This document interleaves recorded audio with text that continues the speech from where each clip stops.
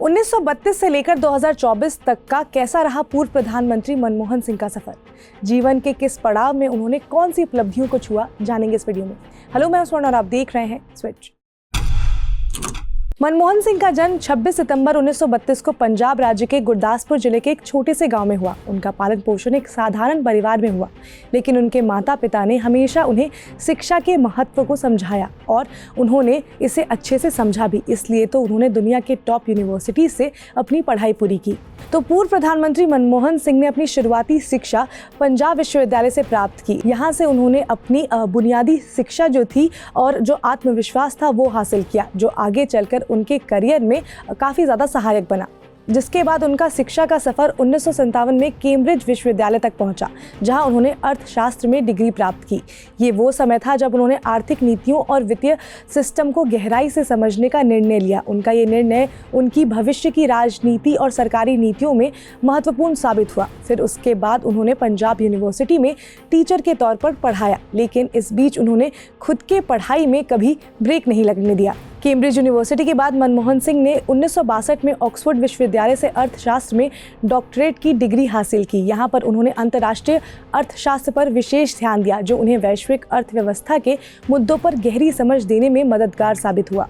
Oxford विश्वविद्यालय से पढ़ाई पूरी करने के बाद पूर्व प्रधानमंत्री मनमोहन सिंह ने पंजाब यूनिवर्सिटी में बतौर प्रोफेसर ज्वाइन किया। फिर उसके बाद उन्होंने 1969 से लेकर 1971 तक दिल्ली स्कूल ऑफ इकोनॉमिक्स में स्टूडेंट्स को पढ़ाया।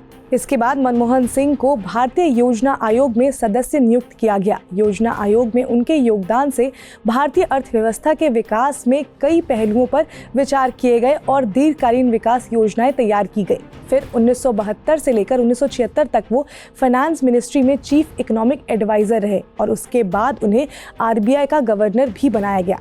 और फिर वो दौर आया जब वो राजनीति में एक्टिव हुए। 1991 में पीवी नरसिम्हा राव की सरकार में उन्हें भारत के वित्त मंत्री के रूप में नियुक्त किया गया। यहाँ पर मनमोहन सिंह ने भारतीय अर्थव्यवस्था को एक नए दिशा देने के लिए कई महत्वपूर्ण सुधार किए। उन्होंने लिबरलाइजेशन, प्राइवेटाइजेशन और फॉरेन इन्वेस्टमेंट को बढ़ावा दिया। उनका ये निर्णय भारतीय अर्थव्यवस्था के लिए क्रांतिकारी साबित हुआ और फिर शुरुआत हुई उनके प्रधानमंत्री बनने के सफर की।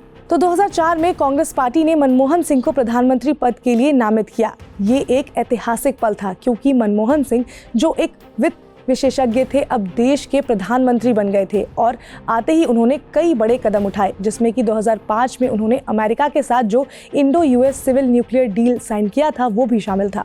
प्रधानमंत्री बनने के बाद मनमोहन सिंह ने अपने सरकार के माध्यम से कई महत्वपूर्ण सुधारों को लागू किया। उन्होंने शिक्षा, स्वास्थ्य, सूचना प्रौद्योगिकी और इंफ्रास्ट्रक्चर के क्षेत्र में कई नीतिगत बदलाव किए। उनके नेतृत्व में भारत ने आर्थिक विकास की एक नई दिशा पाई और वैश्विक मंच पर अपनी स्थिति को और मजबूत किया। फिर 2010 के बाद वो दौर आया जब पूर्व प्रधानमंत्री मनमोहन सिंह का नाम जो था वो 3 बड़े कथित घोटालों में सामने आए, जिसमें कि एक कोल स्कैम था, एक स्पेक्ट्रम एलोकेशन स्कैम था और तीसरा कॉमनवेल्थ गेम स्कैम जो था वो शामिल था। और फिर 2014 में हुए आम चुनाव, जिसमें कि कांग्रेस पार्टी को बुरी हार का सामना करना पड़ा। उसके बाद बीजेपी ने सरकार बनाई, लेकिन पूर्व प्रधानमंत्री मनमोहन सिंह के राजनीतिक करियर का एक और पड़ाव अभी बचा हुआ था। 2019 में वो राज्यसभा पहुंचे और 2024 में उनका कार्यकाल जो था वो समाप्त हुआ।